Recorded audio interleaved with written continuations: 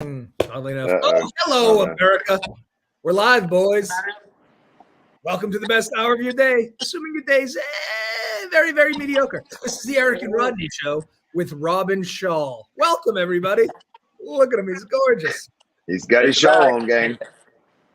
We don't have a guest today. Friedrich Nietzsche was supposed to show up, but he died like 150 years ago. But we're going to act as if he was here later in the show. I'm going to pull up some Friedrich Nietzsche quotes. We're going to discuss. He keeps dying. I know. I think he died of the COVID, the vid. Oh God, another victim. Oh, terrible. Him and Tiny Lister, who was brought. That's right. Yeah, the guy for Debo. And we learned about how special he was yesterday. He was a man of I don't want to quote, but a man of incredible energy. I think so too. I think he was a national treasure, and we lost him. I think so too. Underneath that tough exterior was a heart of gold. Yep, in the eye. Sounded like one of his eyes was going in a direction it should have not have been. Should have not have been. That's right. Yeah. But before we get to the Tiny Lister segment of the show / Friedrich Nietzsche, we're going to cover the news because let me try this again. We're going to cover the news because America demands our opinions on such things. Everybody does. Everyone does. Not only America. I don't know if you know this, but Robin lives in the Philippines. That's right. Never been discussed before. Now, Robin, a question for you. When you're strolling around the Philippines, do people stop you for autographs or are you largely unbothered? No, occasionally it's getting worse. So people notice me on the street now. I got to hide. I wear my disguise. That's why I got my shawl on today. I could easily do this. And I'm gone. Eric, have you? How's it been for you, bud? I was already famous. I'm beating them off with sticks, and now I'm running out of sticks. So it's been something. How about you? Well, the mail lady came up to the door the other day, and I didn't realize it was the mail lady, and I said, "Please, no more." And she said, "This is your mail, sir. Thank you." So apparently, she was not looking for an autograph. But you always have to be, be vigilant. Yeah, vigilant and watching. Yeah. Well, I should say. You're the world's greatest pickleball player, so that was quite. That's right. That's true. Yeah. So it could have been a fan, or from that. I mean, the sky's the limit. Who knows? We're like Ryan Seacrest in a lot of ways. We're all over the place. We're Michael Strahan. He's the new Pat Sajak, right? Yes. That's incredible. I know. Just incredible. I thought I never got the call. Vanna White's sticking around though. She's in her 70th year, turning big numbers. Letters. That's a pretty easy job. I almost wonder if someone could do that from not even in the room. Like a button, perhaps? Yeah, perhaps a button. I'm just thinking out loud. ChatGPT is going to take Vanna White's. I hope ChatGPT doesn't hear about this. It's devastating. I can flip those letters. I don't give a shit. I'll do it for free. All right, Robin, what's in the news? We're starting this day's news with some politics. I feel like this is actually the coolest sounding bill that's going to pass. It's called the Rings of Fire bill. Yeah. So it's a military strategic bill that's being strategized by the Pentagon. And they're just thinking about how do we deter China's missile system in case of a potential Taiwan invasion. So interestingly enough, there's actually a lot of military theorists online, and hundreds of them all agree on the same thing, which is how and if a World War III will start. It's all going to start in the same way they seem to agree. It's going to start like this. So China will become aggressive towards Taiwan and surrounding islands, Philippines actually being one of them. And thousands of missiles are going to be launched so that China can soften strategic locations for an invasion. So as a result, the Pentagon wants to create an elaborate counter-missile defense system in the Pacific. So kind of like how this story is going on for way too long. What's going on? I'm almost asleep. Please, what's happening? What the hell is going on? The Israeli iron shell system. Okay.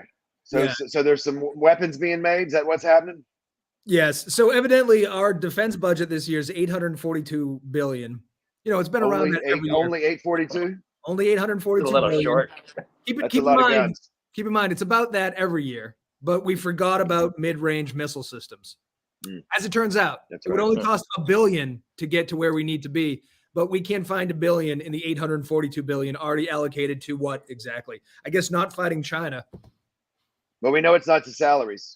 It's not to salaries because the average soldier makes, I don't know, what's 30 grand or some shit? They don't pay anybody anything. But we just forgot. Is it 30 grand? That's terrible.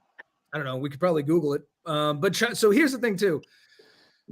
It doesn't matter because China has 1,250 missiles that can hit the United States, right?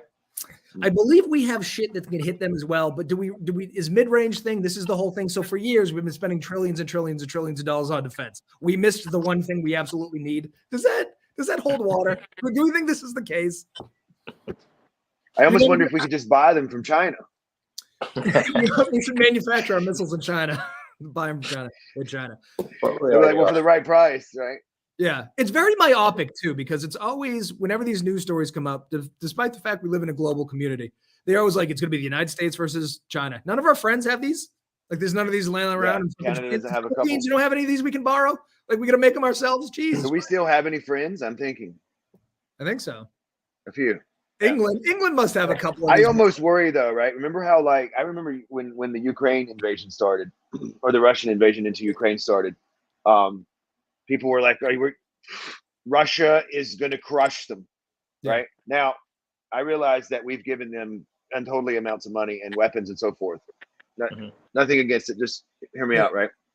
Then I read that they capture a Russian tank and they're using rotary phones in there. I said, I don't know if we've been worried about the things, guys.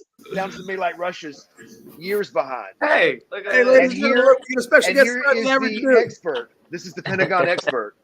Yeah. No, I'm not an expert on anything. The average dude is in charge of all military spending for the United States. He's here to answer our questions. We have many. Yeah. I'm kind of a big deal. Let me catch up to speed real quick. We don't have any mid-range missiles to hit China with, despite the fact that our defense bill this year alone is $842 billion. Keep in mind, it's around that every year. Someone forgot to order mid-range missiles. Do you know who that was? Was it you? Who got that? Who left that off the to-do list? There's a slight caveat to this story, though, which is that we weren't allowed to make mid-range missiles because we had an agreement with China and Russia that we wouldn't. Then you're never going to believe this. Russia started doing it, and we were like, fuck it, we're backing out of it, and now we have to make them. So we were just following the rules, and now we're just a little bit behind. But I think we probably have enough weapons. Don't we have enough weapons? Yeah, I think so. Here's another question, though, right? You're saying short-range missiles? Mid-range.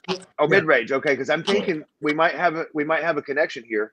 Isn't that what Kim Jong has been working on? Short-range, mid-range. A little barter. I got an idea. Couple of pounds of rice. Yep. Right? A couple of 1,000 pounds of rice. Whatever it is he needs. Vegetables, anything, right? Electricity, internet. Send them weapons. Mid-range missiles. Yeah. Here's another thought I had. If we don't have mid-range, but we have short range and long range, why don't we just fire the short range from a little further? You know what I mean? Like, I think we can work this out mathematically. Probably. That's a good point. And I have one question too, just brainstorming here. Is I guess my question is, could we just drop a nuclear bomb? Well, okay, that I'm sure anyone who knows that's the bomb of bombs, right? Right. Yes, we have, and don't we have a bunch of those? China does. We got a few. Okay, so you just bring up a great point.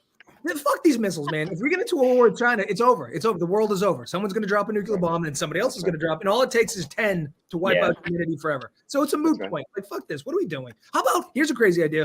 Let's not shoot missiles at each other. Huh?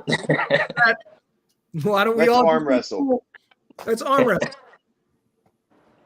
Dan, did you get a haircut?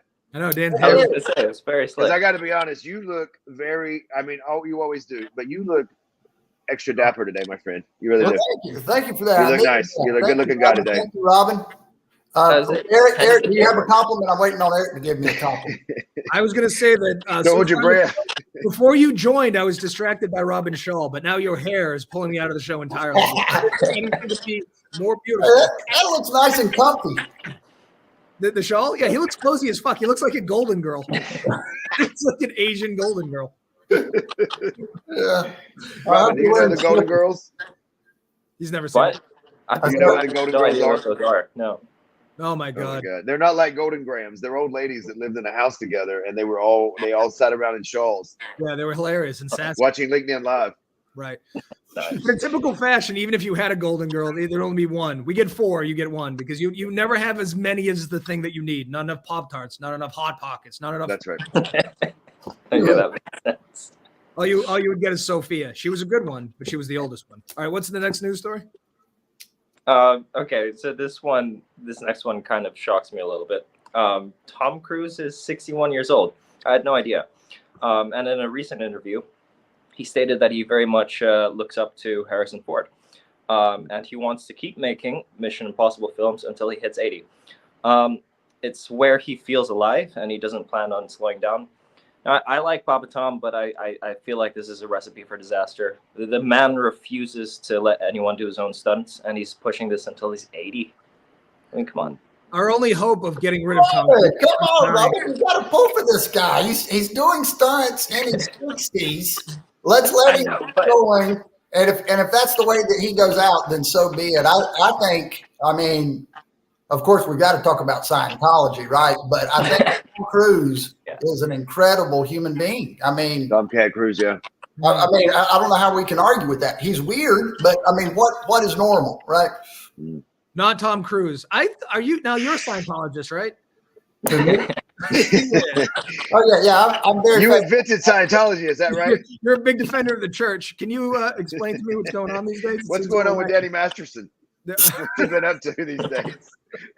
When's the new show coming out? I think I heard. I don't know. Do y'all know much about Scientology? I know that it's very expensive. I know you have to pay to get into heaven, which is a nice business model. Yeah, that is pretty clever. Yeah, that works out nicely. And what do they call us? They call us something.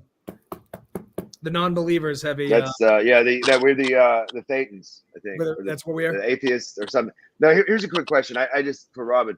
So you're saying he's going to continue doing the Mission Impossible sequels? No risky business sequels. Is that right? Yeah, no risky business. But I'll tell you, Mission Impossible when he's 80 is going to be him trying to figure out the remote control. It's just going to be mundane shit. Do you remember the first one? Wait, do you remember the first one with what was that old guy's name that died? He was like it was like the very first one that Tom did when he was our age. Burning no, it was the white guy, the old white guy. I can't think of his name. Anyway, that's going to be him. Yeah, we're going to go full circle. I just don't think Tom Cruise doesn't have a lot of range. Do we need 20 more years of Tom Cruise? Like he played one different character once, and it was in Tropic Thunder, and it was fucking fantastic. But outside of that, he's always Tom Cruise. We don't need to see more Tom Cruise. Tomcat Cruise, that's right. He's always saving the world. John Voight. Is John Voight dead? You know that's Angelina Jolie's father? I heard that. Insanity. That's Billy He was Bob very Thornton. good in Ray Donovan. Did you guys ever see that show, Ray Donovan? Yeah. Ray was from the Massachusetts area. Ray Donovan was? Well, the character. The average dude doesn't watch TV, but he does get fine haircuts. Look at that. That's right. I'm still confused. So what is the foundation of Scientology based upon? Aliens. The works of L. Ron Hubbard, from what I understand. Yeah, L. Ron. So I could be totally wrong. I'm just basing on what I've heard, but L. Ron Hubbard wrote some books, some sci-fi type stuff, and then it kind of morphed into a religion. And if you talk to Scientologists, it's just like any other religion. They'll tell you it does great things for their life, and some of them show evidence of that. And then you talk to everybody else that's not in it, and they say those people are crazy. Do Scientologists look up to Edward Hubbard as like some kind of deity? Or no, it's not Edward. It's L. Ron. L. Ron Hubbard. Yes, L. Ron. Like Notorious B.I.G., but L. Ron. Yeah. They feel like he tapped into something pretty special, I think. Okay. Yeah. You got to watch the documentary called Going Clear, and then that lady from Leah Remini was in it, and she used to be on that show King of Queens, which is a great show, by the way. Kevin James is hysterical. And she had remember she had 3-4 seasons of it, right? Did you guys ever see that? Like where people were coming to her and saying they've stolen my family, and it was insane, man. It's insane. Well, I don't trust Leah Remini because she was a Scientologist and then got kicked out. So you'd still be a Scientologist if they didn't kick you out. So you have no credibility with me. Exactly. They booted your ass, and now you're mad at them because they're crazy and you're slightly less or more. I don't know, but and they kept asking, "Where's David Miscavige's wife?" Yeah. Oh, she definitely murdered her.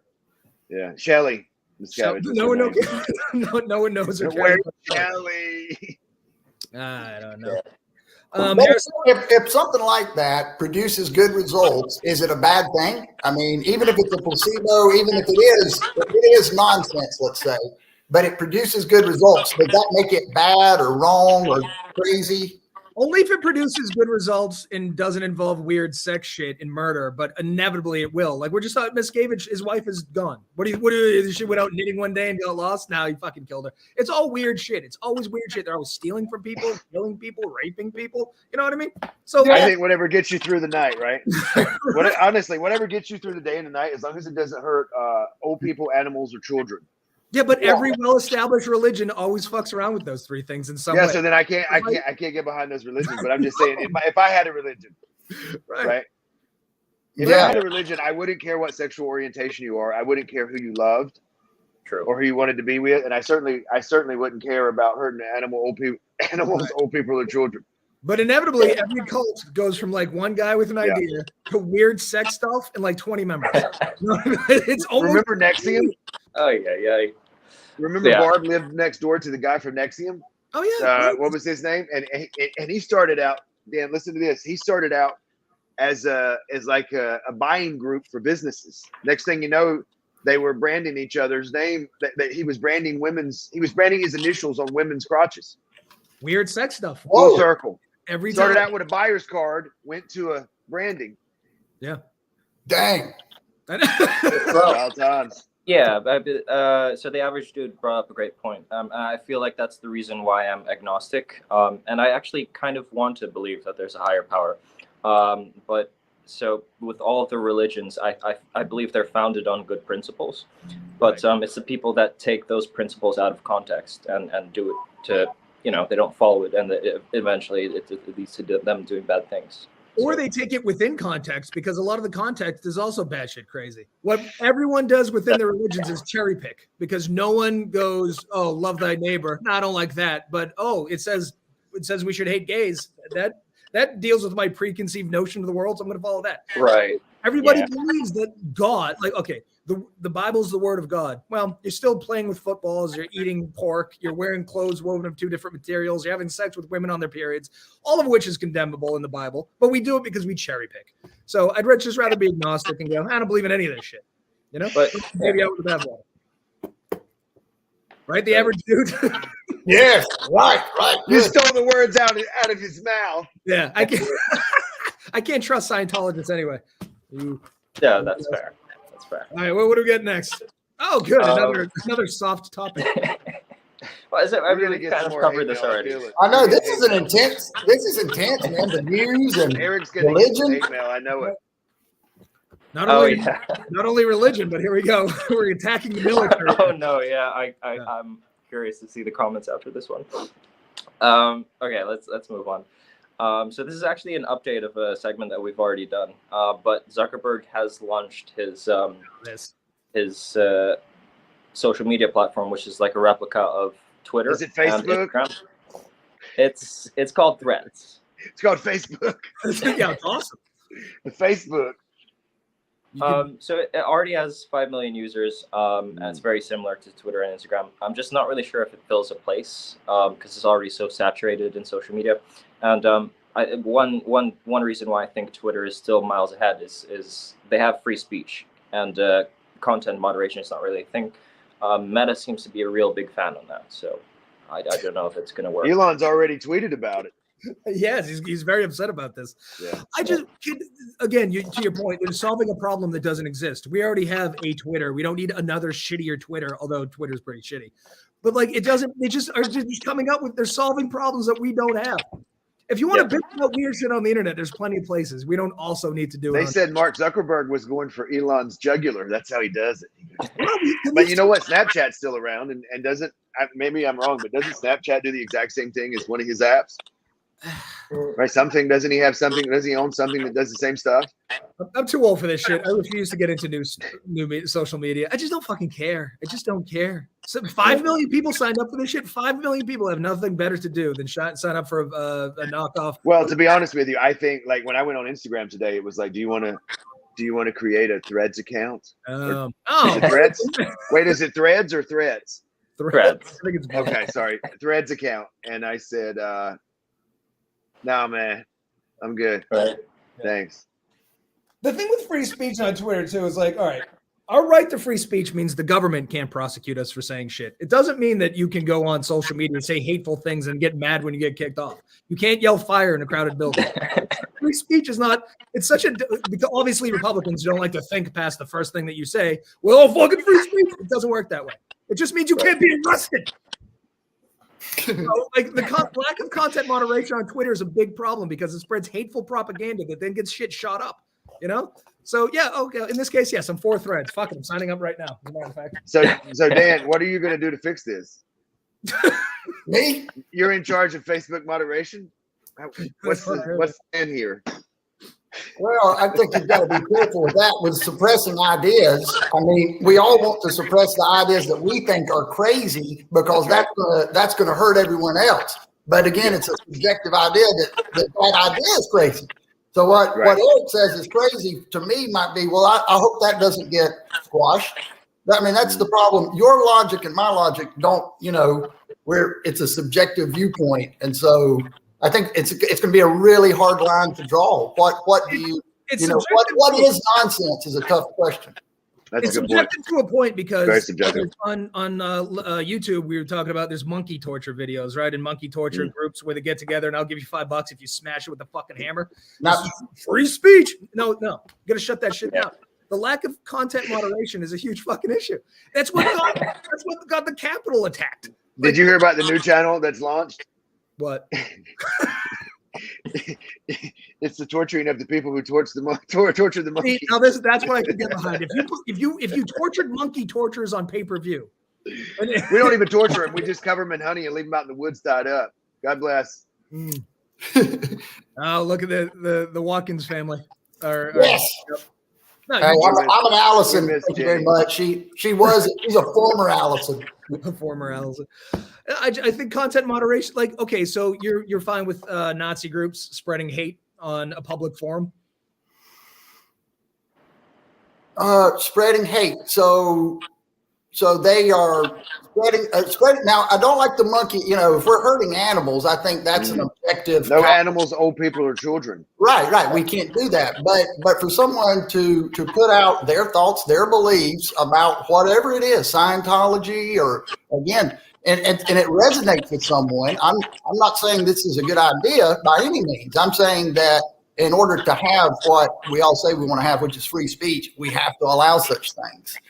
So ISIS is famous for social media propaganda to get people to recruit and then come up and suicide bomb. Is that something that we should allow? I would say that a mind that is susceptible to such propaganda will find, like water finding the lowest point, it's going to find its outlet. It'll find an outlet. You're right. Yeah, I mean, so if they don't join ISIS, they're going to join a gang around the corner and a guy that's telling some nonsense on the corner. I mean, that kind of dysfunction will find an outlet.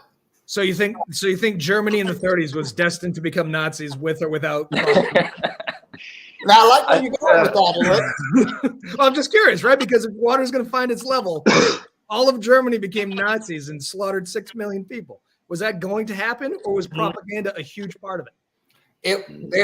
Their frustration was going to manifest itself in another way. Would that have been worse or better? I hate to even use that language around such things. I'm just saying something else was going to happen with that energy, you might say, that negative energy, that hostility, that frustration with the human experience.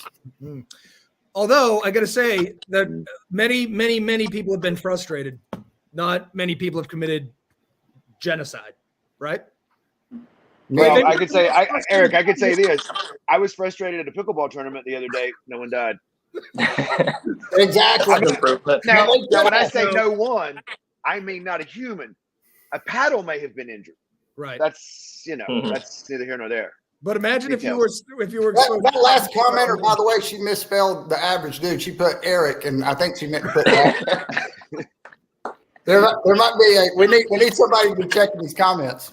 I like how we got from Facebook's new social media to Nazi Germany. And I just feel like everything's back to Nazi Germany. I don't know how this. Yeah. All right, what's the next story? We got a lot to go through. We digress. I don't know how this segment got out of hand.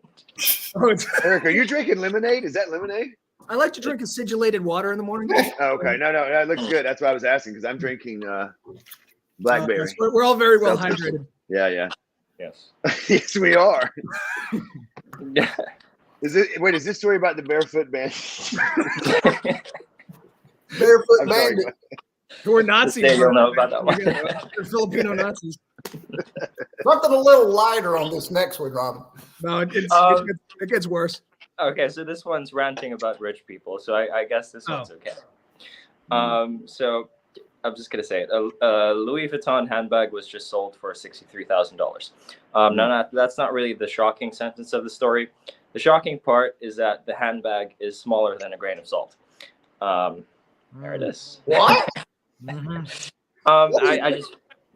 feel like this shit is just ridiculous. So I read in an article that once you have more than $10 million, there's not really much stuff you can buy anymore. Yeah. So rich people just end up buying ridiculous shit like this to flex on other rich people. I'll never understand. Now, hold on, Dan, is that true? Yes, I like to flex my money and success and power on people. Yes, thank you for asking, Rob. The name of this story should have been "Local Moron Buys Incredibly Dumb Shit." Like, we have got to stop. This is why the terrorists hate us, and this is why I hate us. The worst part about this is that somebody got laid for buying this bag. Like, this was like, I bought that tiny Louis Vuitton, and then go home. Wait a minute, not so fast, my friend. Someone took the time to do a micro creation, and I'm sure it's very detailed. Do we have a picture of the bag? I mean, I bet it's not just something small. It's something that someone worked with microscopes. No, that's it. That's the bag. Now, let me ask you this. If you're going to make tiny something, why make a tiny bag? A bag is supposed to hold shit. So you need tinier stuff to put in the tiny bag? Well, now you have a point there. But you know what? You guys are looking at this wrong. I just thought about something. I have an entire salt dispenser upstairs and some food coloring. Louis Vuitton, you're out of business. Yeah. I'm headed to Canal Street. Find me there. My issue with salt shakers have always been that they held 10 million pieces of salt when all I wanted was one piece of salt. Now you have 10 million handbags. Why is it that abstract artwork sells for millions of dollars and you can't tell the difference between a child that did something and this artistic expression? All right. Do you see this here? That thing behind me with the two people? This thing? Yeah. There? Okay. That's a Jean-Michel Basquiat. It's called Dust Heads. I mean, look, it's sold at auction for $77 million. And you have it? Wow. I bought that for 10. Oh, okay. That's not the original. Dude, people are going to break into your house now. I saved the $69,999,000 this fucking money. You just buy it online on posters.com. Yeah, but $77 million. Yeah, your kid made it. It looks like a child made it, but it was made by a heroin addict. So That's amazing to me. I agree with you. I totally agree. Oh, look, we agreed on a point. And he probably would have sold it to you for $10. Yeah, if I'd met Basquiat in 1980, I could have got that. Yeah, you had some junk. I could have got that for a hand job instead of $77 million. Oh, gosh. All right, what's next? I need a break from this show. No, it's getting worse. That's what Robin paid for that shawl, by the way. That's how the barefoot peddler, the barefoot bandits left him. Exactly. All right. Yeah, so if I don't know if Daniel has heard this story, but so what happened was I think it was like 10 or so years ago. I got mugged by like 4 people, and they were all like 5'2" or something like that. Well, they were the one thing. Yeah, the one thing I could notice about all of them was none of them had shoes on. Wow. They weren't trying to say they were kind of short and they didn't have shoes on. They weren't trying to look intimidating. They were. That's the only thing I could. Well, somehow they intimidated him. I guess you know what it was. They didn't see his triceps, so they were like, "This guy's easy." Well, he had the shawl on. He had it covered up. But Robin almost stepped on one of them trying to get his wallet. So tell me, they came and approached you. They said, one of them spoke up and said, "Give me your money." Mm-hmm. Yeah, something like that. How did they get you? Were they on a motorcycle? Did they come in on a helicopter? Yeah, paint the picture for us. No. It was it was actually like near where I was living. So I was going back one day, and it just happened in like the dark areas. So yeah. Did you sense it coming? Did you have a feeling, Robin, that you might be getting robbed? No, actually, when it happened, it almost just felt surreal. Like I didn't believe that this was happening, because it was just like something that would just came out of nowhere. It said some barefoot guys came out of nowhere and said, "Hey, where's?" Yeah, no, it's funny. It's funny. Yeah. Yeah. If four shoeless Filipinos walked up to me and demanded money, I too would think that was weird. It would feel like an out of body. Are they rival gangs with Ladyboys, the high heeled bandits? Yeah, very, very possible. Well, y'all were talking about deterrence earlier and weapons of mass destruction and stockpiles and things like this, and flexing weapons. Now, do y'all think that it's a deterrent to walk tall and look like a non-easy target, or does that make you more of a target? Right? In a situation like that, Robin, if you'd have been just left the gym and you're all jacked up and you're walking around and you look tough, with not saying that you didn't, does that make a difference, or does that? Yeah, honestly, I don't think it makes a difference, especially like if you're living in a country like America or the Philippines. Like guns are everywhere, so people are not intimidated. So no matter that's true, Dan. These guys had weapons, right, Robin? They had weapons. Did you see the weapons? Yeah, no, they really were like bandits. They had really old revolvers. Wasn't sure if they worked, but I wasn't going to figure out. Shooters, cap guns, and Robin's terrified of loud noises. How much did they speak? He crawls under the bed. I've never been robbed before.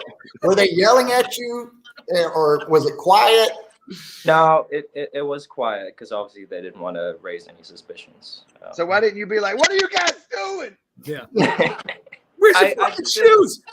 I think I'd start acting crazy. You should have stepped on one of his foot and punched him. Yeah, exactly. The old foot stomp, the Filipino foot stomp. You don't know that? Yeah, bam, bam, bam, run.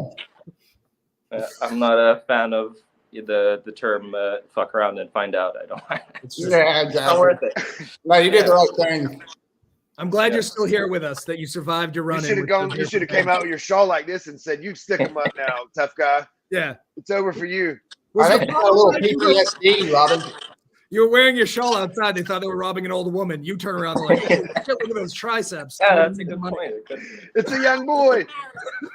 Well. Oh, he lost the shawl. All right, what's new? What do we want to get next? So lab-grown meat has now been cleared for sale. So they are set to appear on menus of high-end US restaurants. Now, so a lot of people are saying it's a big step forward, and they're saying it's good because it's going to help feed communities. But here's the problem. Currently, it costs $17 to just make a pound of lab-grown meat. Yep. In order to even produce this stuff, they need heavy government subsidization. So, like, it's not even sustainable. I don't understand why the story is so contradicting. Let me tell you a little story. Handheld VHS things used to be like $2,000. If you wanted to get your family on film, it was going to cost you an awful lot of money. Now I shoot porn with this thing. So try and make things cheaper. You know what I'm saying? A Model T used to cost like $3 million. And now a Kia is $30. I know that's very expensive in the Philippines.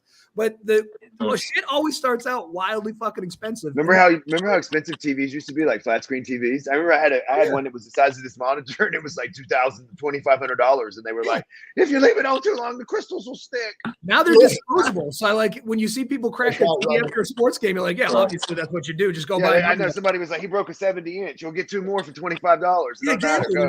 I wipe my ass with flat screen TVs when I run it. So things just get way cheaper. So yes, it's $17 now. In 5 years, it'll be really priced. Remember Blu-ray for DVD players? They're free now. They don't even make them anymore. I tiled my house with them. It's cheaper. Yeah. So what I find fascinating is that this meat is made from stem cells. So there you go, pro-lifers. I don't think that's a cheap way to create stem cells, is there? No, you got to have to abort some cows. So here's what I understand. So it's $17 a pound. I mean, I'm just brainstorming. That sounds expensive. Dan, is that the word on the street? Is that expensive? What? Right. I missed that one completely. I was thinking about what Eric said. Oh, no, the lab-grown meat. It said it's $17. I'm asking, isn't that expensive? I haven't been grocery shopping in a spell. Oh, I don't know either. I don't go grocery shopping. I eat out just about every meal. So I'm not. I would be terrible on Price is Right. And I'm sure y'all are wondering, if he doesn't watch TV and he doesn't go out to eat or he doesn't get groceries, what does he do? What does he do? It's a great question. Are you going to answer it? No, I'm not going to. You got to be the mystery. You're an international man of mystery. Where are you going every day? You going to a restaurant? Or are you getting takeout? So I live downtown, little downtown area here, Spartanburg, South Carolina, and there's plenty of restaurants all around me. So it's Uber Eats, or you just heading in? Sometimes get it to go. Sometimes I like to sit outside and eat. Right? Yeah, that's good. I love to sit outside, eat, and I've spent enough time by myself where I can do that by myself. I take my journal with me, and you know what I do when I go eat. I take my phone. I enjoy this sort of thing. I'm a simple man. No, you're an average man. Yes. Average dude. Don't be put that man stuff on me. That's a lot of responsibility. Yeah. This is the dude. This is the dude. Average dude. That's right. I like it. Yeah. So you just go into local restaurants. You don't drink. So you're sitting there, there's journaling by yourself at a table? I do drink occasionally. I don't drink on the regular. You don't drink anything, or you don't drink alcohol? You're just eating without any water or anything? Oh, yeah, no. I'm messing with you. I try to drink a lot of water. Yeah, I like to drink a lot of water. I like to run. I heard Rodney talking about CrossFit. Yeah. You know, I get into that. For an old man, I can still move pretty good. So yeah, nice. Huh? Doesn't it gets expensive eating out every day? I would imagine. Yes.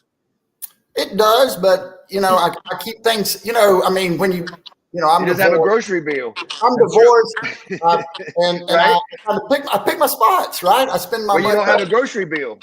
I mean, look at my furniture. It's not like I've got these big leather couches and some huge entertainment center, and I don't have that $30 million piece of art that Eric has. Yeah, I mean, 77 million. How much? 77 million. Oh, excuse me. That's big money. That is big money. Yeah, but I would say that it does get expensive, but it's well worth it because I enjoy getting to see people in the community. You network. I know a lot of people in town because I'm always out and about. So, yeah. Do you think anyone refers to you as that weirdo that writes in his journal in public? No. Can you hear me? Is he frozen? I can't tell if he's giving us the death stare. I think he's or frozen. He's lost connection. I can't tell either. Let's move on. Let's. You look so. If this spring's not frozen, I'd say he's very good at playing the staring game. I know. Could you imagine? He's winning. He got me. You gotta come out and come back in. Hold on. Oh, there you are. Oh, there he is. I've been here. Y'all are the ones with the technical issues. I've been working great on my end. I don't know what type of show y'all are running, but I'm very disappointed. We just fired the sound engineer. He's out. You're good. Get out. Get out. I hope it froze with me with a very weird looking face on there. No, it looked like you were concerned or mad. I don't know. It was good. Okay. All right, so stem cell meat. Oh, here's the other thing. It's susceptible to viruses. So it's going to get some sort of virus that turns it into zombies, and it's going to become self-aware. Is it made in a lab? Oh yeah, it's made. They said, yeah. It's made in like a swimming pool. I don't fucking know. It's complicated. Here's the problem. What are you going to do when people start making it at home? Right. Instead of a meth lab, it'll be a meat lab. What happens when it starts growing brain cells, which is destined to happen? Your and learns how to use the computer. Exactly. it starts writing content with ChatGPT, and we're all fired. I mean, it's lights out. We're all fired. It's gonna happen. All right, what's next? Are we talking about the future of AI, or are we still talking about the stem cell stuff? Or because I want to combine. Yeah, we're talking about the best mayonnaise. Yeah, the best mayonnaise. Yeah. Okay. Everybody hates mayonnaise, right? Yeah. I'm working on trying to get a contract with a company that makes Duke's mayonnaise. So Sour Brands, if you're watching, do business with the average dude in Walgreens Mechanical. How about that? Yeah. That's right. Do it. Do you know the Duke mayonnaise CEO? Can we get him on? I do not know him, not personally. Okay. You know what? I bet we could find his email address. I wonder if he's on LinkedIn. Well, if we find his email address, I suggest that we use Eric Ryan to write the email, because I think that's what he's got, that ability to write in a way. If Eric Ryan does not get you a response on an email, it just can't be done. You have a terrible product. Exactly. Yeah, you have a terrible product, or the person on the other end is a complete, like, you wouldn't want to do business with. Right. That's Hey, right. Eric, you got a hate mail yesterday as well, where he said, like, I do not like the Patriots. I do not like. Oh yeah, no, I'm getting a lot of hate mail, but these guys are lame as fuck. Here's the other thing, though. Right. You got to remember, this guy did not even like business enough to have a website. Right. Yeah. He's very anti-business. Oh, if you're getting hate, if some, who was it? It was some big sales trainer that said this. He said, when that high emotion is a great sign. Negative or positive. So if you're eliciting a strong emotion with whatever it is that you're delivering, good things are going to happen with that. So, well, they say that the opposite of love isn't hate. The opposite of love and hate is indifference. And I just don't want people to be indifferent towards me. Well, Jesus said that he said it's lukewarm. Remember that? Yeah. He spit that water out because it was lukewarm. I want to be blue cheese. Neither hot nor cold. Love me or hate me, but I want to be covered in mold. What's the next story? I'm gonna cut that clip and just upload it out of context. Yeah, be careful with that, Robin. Some of us have reputations. Who? None of us. No, not yet. Anyway. All right, we got one more.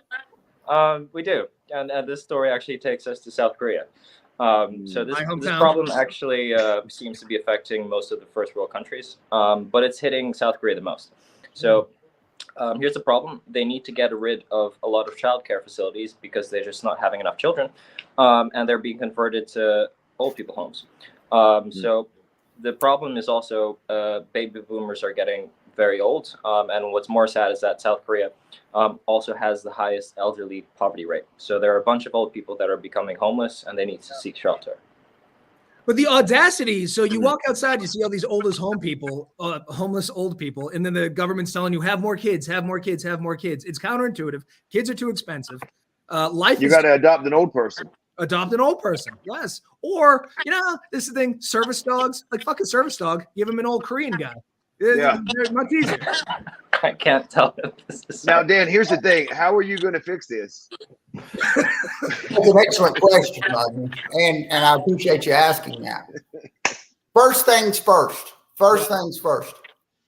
No, I'm sorry. I have no idea where I'm going with this. Although I can do that. I can bluff that sort of thing pretty well. Wonder if Tony could solve this. Oh, Tony would be fantastic. He would be absolutely amazing.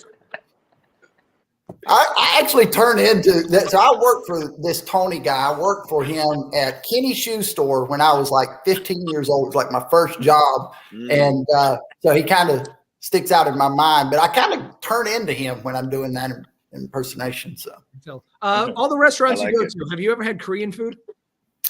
Korean food. I don't remember specifically having Korean food. Oh, you would remember it. It's goddamn delightful. Have you had kimchi? Yeah, food. Oh, yeah, that's right. My God. You lived in Korea, which is, I will say, getting out and being around different cultures, being around different people, that's one thing that the average dude has not done, and it's cost me big time because I think you grow by who you're around, right? I've been in the South.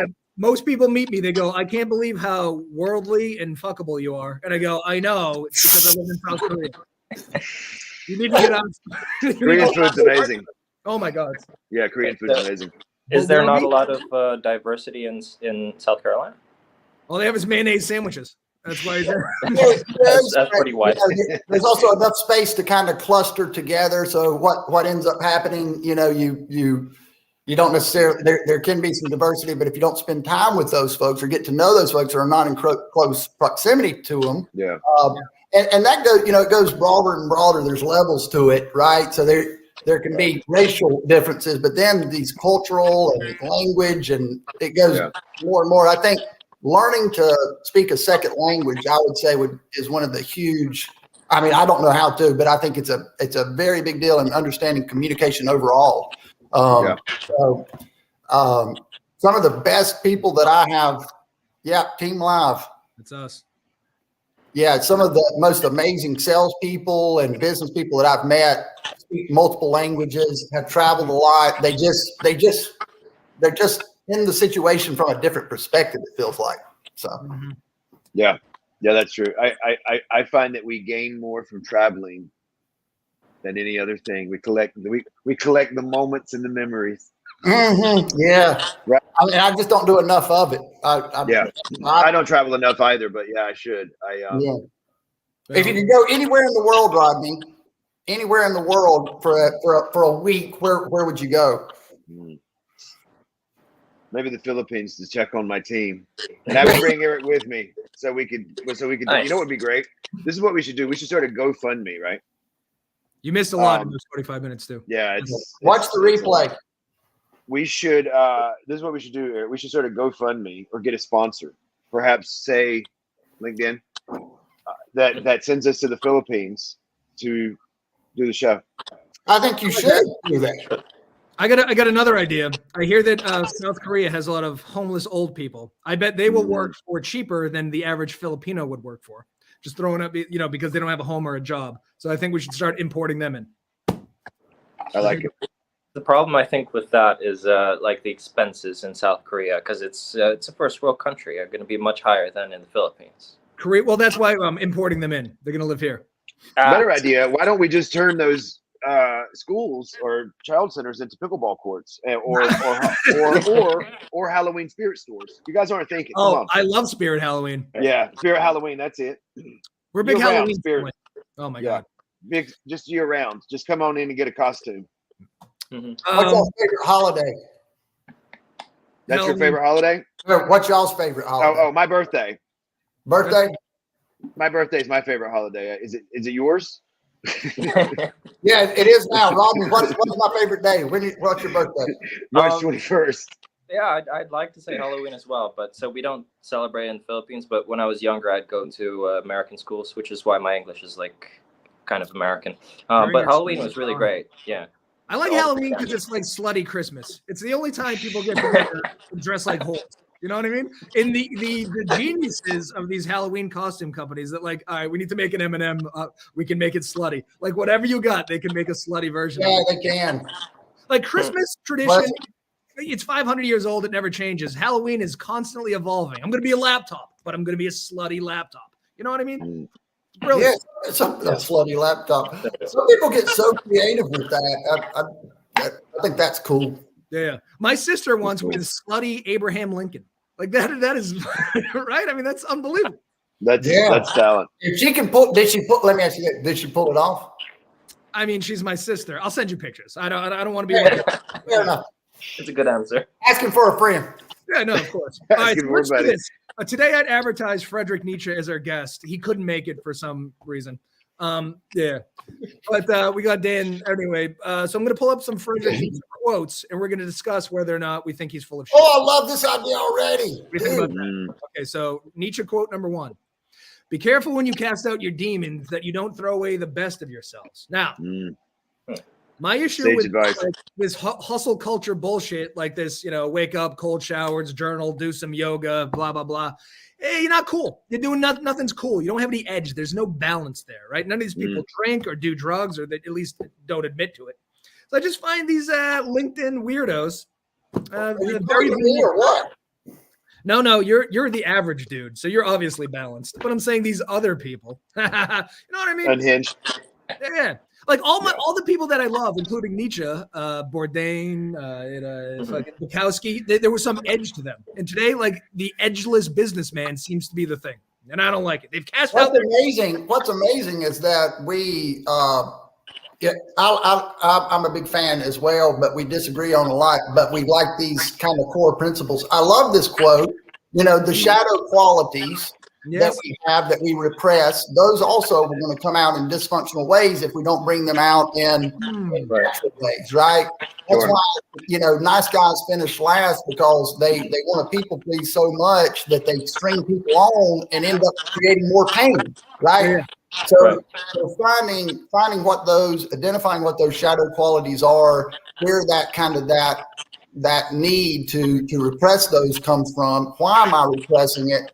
yeah, that all needs to get fleshed out and then kind of integrated into the personality without, now I'm a big fan of the cold showers and this sort of thing. For me, the more discipline I have, the more life fulfillment I have. So it's I just feel overall more content. So part of it too is that like nothing is binary, right? Like people operate different ways. Drugs affect people differently. Life affects people differently. So you get off on that. I get off on warm showers and bourbon and cocaine and chicks. All the cool things. yeah, dopamine in a different way there, I would say. But I would agree with you that this quote is true, and that some form of balance needs to be that would be the goal. I think self-actualization is the goal, right? Just whatever it is, whatever car you've been given, you need to make this thing go and run as well as possible. It doesn't matter what size the engine, the cosmetic look of the car. Your goal is to make it run as efficiently as possible and to do what you intend to do or want to do. Mm-hmm. And I think that so overcoming yourself in that way, whatever your kryptonite is, that could be considered success, in my opinion. Yeah, my car runs on ecstasy and the Patriots. So we all live different lives. Rodney, how do you feel about demons? I think they're necessary. I agree with you. Robin, is your shawl your deepest, darkest demon? That's his demons, his dark passengers. Yeah, no. So I relate to this a lot because when I was younger, I'm still kind of young, but when I just started working, I was always a people pleaser. So I've started to become a bit more self-centered. Although I still try my best to like do good for people, but learning to be selfish in some situations is necessary. So I agree with it. All right, so we're all on board with Freddie boy on number one. All right, here's the second one. Oh yeah, Fred, my boy Fred. Morality is the herd instinct of the individual. So I believe, I'm no Nietzsche scholar, but he's the guy that said God is dead and we killed him, meaning that not man physically killed God, but the idea that we don't believe in religion as much as we had in centuries prior to this. So his whole thing is like, slave morality is allowing other people to tell you what your morality is and then going along with the herd. Whereas his version of self-actualization is realizing you are your own God, you make your own morality, and you follow your own instincts. So in his case, he's just saying people blindly succumb to pressures from the outside, think they're doing well when all they're doing is following a leader.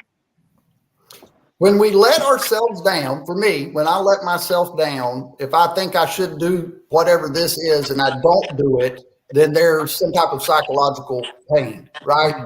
There is a compass that tells us. Now, where does that compass come from? I think, if we go a little deeper, we look at why does this feel like it's the wrong thing? And that might be something to look at. But ultimately, whatever decisions we've made about how we should or need to live our lives, we do those things. We feel good about ourselves. We don't do those things. We feel bad. And too often, you go under the umbrella of, let's say, Scientology, and you have to take the whole, you don't take the bits and pieces maybe that you agree with and that work. And I think for me, when I hear herd, that's what comes to mind. Oh, I'm a Scientologist. I got to take the whole thing. I am a Scientologist. Now my morality is dictated by the herd or the group that I'm associated with, and no longer a, something that I have deemed to be my own individual right and wrong. And that rarely ends well, i.e. the Nazis. You know what I'm saying? Yeah. Robin, how do you feel about morality? Your own, societies? Where are you going with this?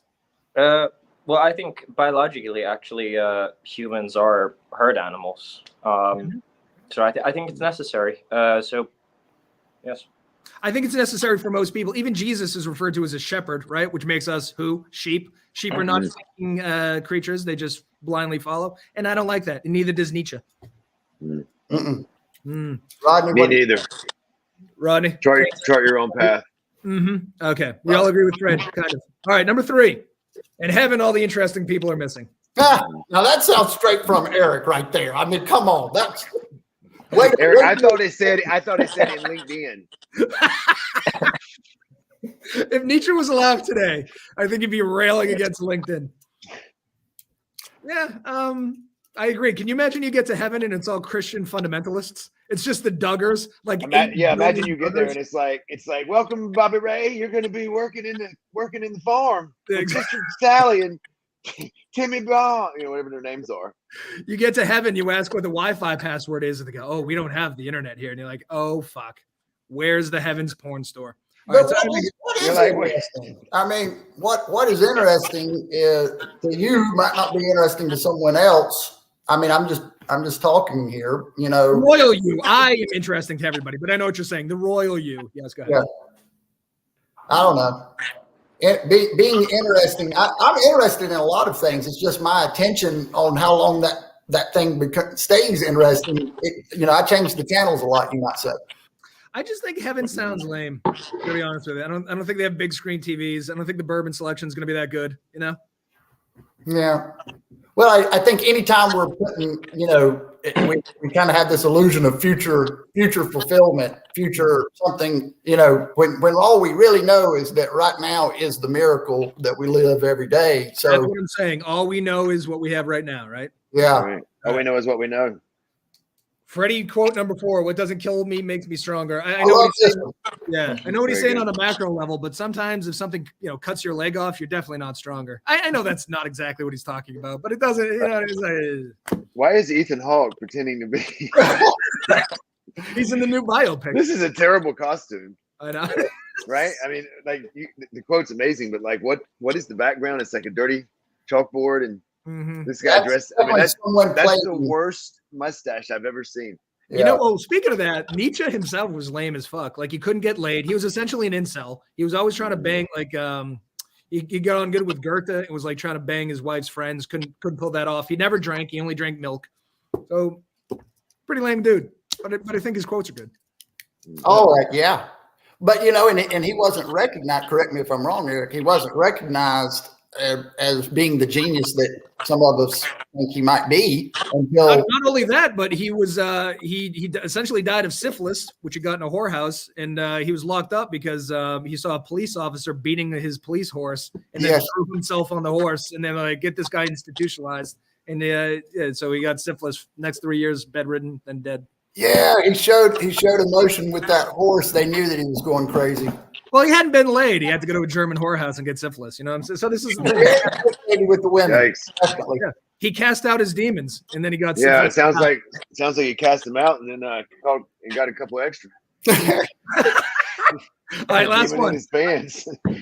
It's not a lack of love, but a lack of friendship that makes unhappy marriages. Beautiful. Okay. Yeah. Kurt Vonnegut said along the same lines, he said, a little less love, a little more common decency. And I think that makes sense because I think often we get close to people and then we treat them like shit, which is weird. Mm-hmm. You know what I'm saying? Yeah. Tomorrow we're doing a very special anniversary edition. It's Rodney's anniversary with his wife. It's 3 years. So we're going to see if friendship has held up in their marriage. Nice, Rodney. Yeah, I'm excited. Now, what do you think about the quote here, Rodney? I think it's true.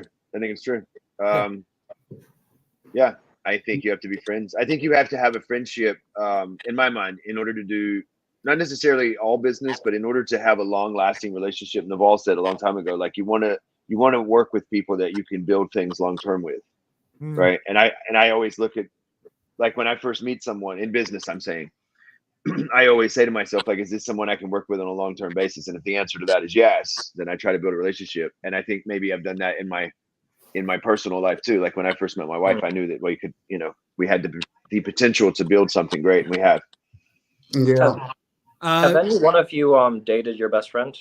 Are you asking me out? I'll do it. It's a weird way to ask someone else. I think that whole "I married my best friend" thing is weird. I think. Yeah. I don't know. I married a chick. I like her a lot. I wouldn't say she's the best. I'm going to reserve that for a dude, but I don't want to belabor the point, but like Struggs and the Patriots, that's my best friend. Okay. Wow, you are a strange man, Eric, right?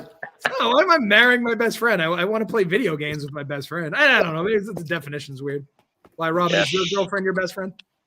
Well, she is now, but so my question was have you had a best friend before you guys started dating and then you became lovers? Oh, that was my ex-wife. Really? And that didn't work out, though. No. I mean, what didn't work out wasn't the friendship; it was the marriage part, right? I mean, we got divorced and we're back to the way that things used to be, which I we get along great. That's the best way, right? Yeah, that's why I don't sleep with my best friend. Also, he happens to have a penis, but that's fair. That's the one issue with marrying your best friends. You're a bad man, Eric Ryan. You're bad, man. You bad. Well, the average Jew, thank you for joining us today. We didn't I have enjoyed it. I couldn't pass it up. Friedrich Nietzsche. What does your backboard back there say, or your whiteboard? What is that? We're cut off of LinkedIn now, but let's see. Yeah, that's I write all these sorts of motivational. Oh, okay. I thought it was like a saying. It's basically another way to journal, right? Yeah. What I was talking about quickly here, I know you got to end this, but I was talking and thinking about yesterday. We get fear holds us back. We do that all the time, right? Fear. And then, but when we look closely at what it is that's scaring us and play it all the way out, get very granular with it, we see that a lot of times it's like, wait a minute, it's an illusion, right? The fear of psychological fear, it's an illusion. Fear is an illusion. Nobody cares. Nobody, whatever it is, You're right. On that note, let's end this. We can talk in the green room more about fear, but until tomorrow, we're playing the newlywed game with Rodney's wife.